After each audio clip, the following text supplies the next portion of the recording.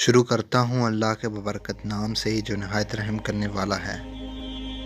دنیا میں ایک ایسا حکیم گزرا ہے جس کا ذکر اللہ تعالیٰ نے قرآن پاک میں کیا ہے۔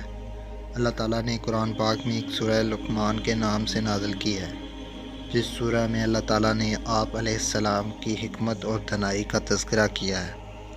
قصص القرآن میں حکیم لقمان کا زمانہ 3000 قبل مسیح بتایا جاتا ہے، لیکن کچھ مفسرین مؤخرین حضرت حکیم لقمان کو حضرت داؤد علیہ السلام کا ساتھی قرار دیتے ہیں۔ حضرت حکیم لقمان کے بارے میں یہ بیان ہے کہ وہ ایک نامی گرامی حکیم اور اللہ تعالیٰ کے پیارے گزرے ہیں۔ حکیم صاحب کے اقوال کو لوگ بڑی اہمیت دیتے ہیں۔ قصص الانبیاء میں حضرت حکیم لقمان کا ایک قصہ بیان کچھ یوں ہوا ہے کہ حضرت حکیم لقمان سے کوئی دوست کچھ رقم بطور قرض لے گیا تھا۔ اس نے جو وعدہ کیا تھا وہ اپنے وعدے کے مطابق حکیم صاحب کے پاس نہ پہنچ سکا۔ اس بندے سے قرض واپس لینے کے لیے حکیم لقمان نے اپنے بیٹے کو اس کے گھر بھیجا۔ اس آدمی کے پاس جانے سے پہلے لقمان صاحب نے اپنے بیٹے کو کچھ نصیحتیں کی تھی۔ نمبر 1، بیٹا، آپ کے راستے میں ایک میدان آئے گا جس کے کنارے ایک چشمہ ہوگا۔ وہاں ہی ایک بہت ہی خطرناک اور بڑا درخت آئے گا۔ اس کے نیچے آرام کرنے کے لیے مت بیٹھنا۔ نمبر 2، بیٹا، اس میدان کے کافی فاصلے پر ایک شہر آئے گا، وہاں بھول کر بھی رات بسر نہ کرنا۔ نمبر 3، بیٹا، جس بندے کے پاس میں تجھ کو قرض واپس لینے کے لیے بھیج رہا ہوں، اس کے گھر میں رات مت بسر کرنا۔ وہ بندہ بہت ہی خطرناک اور دھوکے باز ہے۔ ایسا نہ ہو کہ وہ تم کو نقصان پہنچائے۔ بیٹا، ان 3 نصیحتوں پر ڈٹ کر عمل کرنا۔ اگر میری نصیحتوں کے باوجود کوئی سفید داڑھی والا بزرگ آپ کو ملے تو اس کی بات کو ہرگز نہ ٹالنا، چاہے وہ تم کو کوئی بھی بات کہے، اس کی بات کو مان لینا، چاہے وہ بزرگ میری نصیحت کے خلاف ہی کیوں نہ کہہ رہا ہو۔ اگلی صبح ہوتے ہی حضرت لقمان کے بیٹے نے سفر شروع کر دیا۔ اس نے راستے میں ایک میدان دیکھا۔ میدان میں ایک بہت ہی میٹھے پانی کا چشمہ تھا۔ اس چشمے کے کنارے ایک درخت کے نیچے ایک بزرگ آرام فرما رہا تھا۔ حضرت لقمان کے بیٹے کو پیاس لگی تھی، لیکن والد کی نصیحت کے مطابق اس نے چشمے سے پانی نہ پیا۔ چشمے کے کنارے ایک درخت تھا، اس کے نیچے بیٹھے کر آرام کرنے کو بہت ہی دل کر رہا تھا، لیکن اس نے والد کی نصیحت پر عمل کرتے ہوئے اس کے درخت کے نیچے نہ بیٹھا۔ لیکن وہاں بیٹھے ہوئے ایک بزرگ نے اس کو کہا کہ بیٹا، آپ بہت ہی تھکے ہوئے لگ رہے ہو، درخت کے نیچے آرام کر لو۔ بیٹے نے کہا کہ بابا جی، میرے باپ کی نصیحت ہے کہ درخت کے نیچے مت بیٹھو۔ پھر اس کو والد صاحب کی یہ بات یاد آئی کہ ابا جان نے کہا تھا کہ اگر بزرگ کہے گا تو اس درخت کے نیچے بیٹھ جانا۔ اس لیے حضرت لقمان کا بیٹا اس درخت کے نیچے بیٹھ کر آرام کرنے لگا۔ درخت کا سایہ بہت ہی گہرا تھا۔ حضرت لقمان کے بیٹے کو نیند آ گئی، وہ وہاں ہی سو گیا، لیکن وہ بزرگ جاگ رہا تھا۔ اچانک درخت سے ایک سانپ اترا۔ وہ سانپ حضرت حکیم لقمان کے بیٹے کو ڈنگ مارنے لگا، لیکن وہ بزرگ کے پاس بیٹھا جاگ رہا تھا۔ اس نے سانپ کو گردن سے پکڑ کر سانپ کو مار دیا۔ جب وہ لڑکا سویا اٹھا تو اس نے دیکھا کہ سانپ درخت کے نیچے مرا پڑا ہے۔ سانپ کو دیکھ کر لڑکے کو والد کی نصیحت یاد آئی۔ بیٹے نے اللہ تعالیٰ کا شکر ادا کیا۔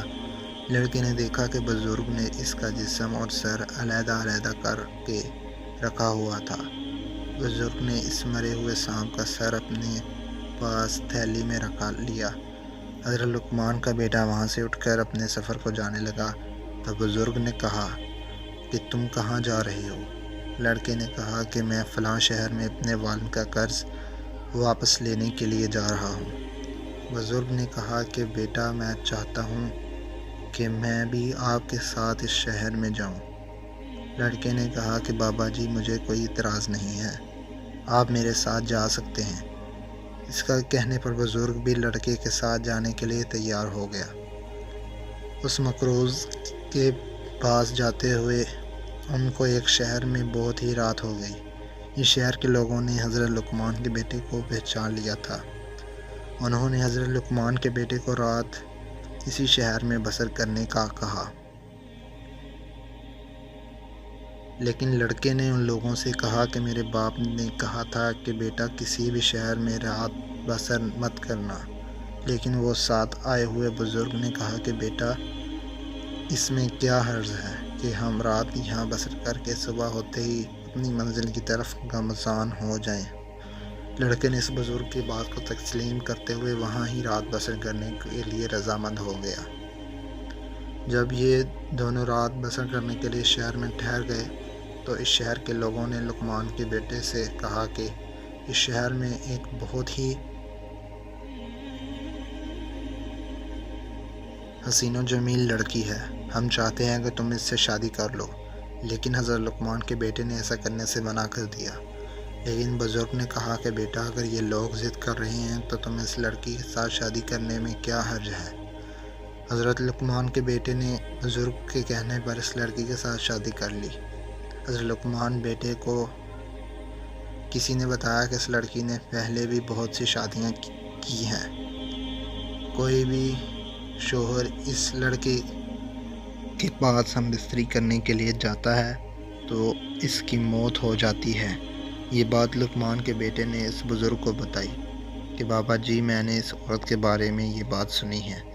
بزرگ نے کہا کہ جب تمہاری بیوی مشاورت کے لیے کپڑے اتار لے تو اس کو سانپ کی گردن سے مشاورت کرنے سے پہلے اچھے طریقے سے دھونی دینا، پھر ہم بستری کے لیے آگے بڑھنا۔ لڑکے نے بزرگ کے بتائے ہوئے طریقے پر عمل کیا۔ جب صبح ہوئی تو اس کے گھر کے سامنے بے شمار لوگ جمع تھے۔ انہوں کا خیال تھا کہ یہ بھی لڑکا زندہ نہیں رہے گا۔ لقمان کے بیٹے کو زندہ دیکھ کر لوگ بہت حیران ہوئے۔ انہوں نے لقمان کے بیٹے سے زندہ رہنے کے راز دریافت کیا۔ لقمان کے بیٹے نے لڑکی کے گھر والوں کو بتایا کہ تمہاری بیٹی کے جسم پر یہ بہت ہی زہریلا پھوڑا تھا۔ جو بھی مرد اس لڑکی کے پاس جانے کے لیے اس کو ہاتھ لگاتا تھا، اس کے پھوڑے سے زہر کے فوارے جاری ہو جاتے تھے۔ زہر کی وجہ سے کوئی بھی اس کے شوہر زندہ نہیں بچتا تھا۔ سانپ کی دھونی دینے سے پھوڑے کا زخم ختم ہو گیا ہے۔ اس کے بعد وہ میاں بیوی ہنسی خوشی رہنے لگے۔ کچھ دن گزرنے کے بعد بزرگ حضرت لقمان کا بیٹا اس مقروض سے قرض لینے کے لیے روانہ ہو گیا۔ جب وہ اس آدمی کے پاس گئے جن سے انہوں نے قرض لینا تھا، اس مقروض نے کہا کہ بیٹا اب تو بہت ہی رات ہو گئی ہے، میری بات مانو تو تم رات یہیں بسر کر لو، صبح ہوتے ہی رقم لے کر گھر چلے جانا۔ لیکن لڑکے نے کہا کہ میرے والد نے نصیحت کی تھی کہ بیٹا کسی کے گھر میں رات بسر مت کرنا۔ اس پر بزرگ نے کہا بیٹا رات بہت ہو گئی ہے، ہم کو رات یہیں بسر کر لینی چاہیے۔ اس طرح انہوں نے مقروض کے گھر میں ہی رات بسر کرنے کا فیصلہ کیا۔ مقروض نے حضرت لقمان کے بیٹے اور بزرگ کو اپنے گھر کے صحن میں بستر کر دیا کہ اب دونوں یہاں رات بسر کر لو۔ وہ دونوں ہی صحن میں بستر پر لیٹ گئے۔ جب کافی رات گزر گئی تو بزرگ اور لقمان کے بیٹے نے مقروض کے بیٹوں کو اس بستر پر لٹا دیا۔ بزرگ اور لقمان کا بیٹا گھر کے دوسرے کمرے میں جا کر لیٹ گئے۔ رات کے آخری پہر وہ مقروض آیا۔ اس نے اس بستر پر لیٹے ہوئے دو نوجوانوں کو قتل کر دیا جو کہ بزرگ اور حضرت لقمان کے بستر پر لیٹے ہوئے تھے۔ مقروض کو اس بات کے بارے میں نہ پتہ تھا کہ میرے ساتھ ہی دھوکہ ہو رہا ہے۔ اس نے غلطی سے اپنے دونوں بیٹوں کو قتل کر دیا۔ جب صبح ہوئی تو مالک مکان نے دیکھا کہ اس بستر پر اس کے اپنے ہی بیٹے مرے پڑے تھے۔ مقروض کو یہ سب دیکھ کر بہت ہی صدمہ ہوا، لیکن وہ خاموش رہا اور بزرگ اور حضرت لقمان کے بیٹے کو رقم دے کر رخصت کر دیا۔ حضرت لقمان کا بیٹا اور بزرگ رقم لے کر واپس چلے گئے۔ جب واپسی پر اسی چشمے والے میدان کے پاس گئے تو بزرگ نے کہا کہ میرا ٹھکانہ آ گیا ہے، تم اپنے گھر چلے جاؤ۔ وہاں سے گھر کی طرف روانہ ہوتے ہوئے لقمان کے بیٹے نے اس بزرگ سے عرض کی، بابا جی، ہم نے بہت ہی سفر طے کیا لیکن آپ نے اپنا نام نہیں بتایا۔ بزرگ نے لڑکے سے کہا کہ بیٹا، تیرے والد صاحب میرے نام کے بارے میں بخوبی واقف ہیں۔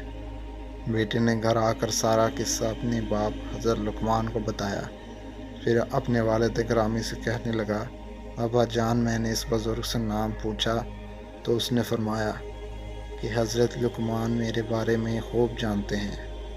ابا جان، وہ بزرگ کون تھے؟ حضرت لقمان نے اپنے بیٹے کو بتایا کہ بیٹا، وہ حضرت خضر علیہ السلام تھے۔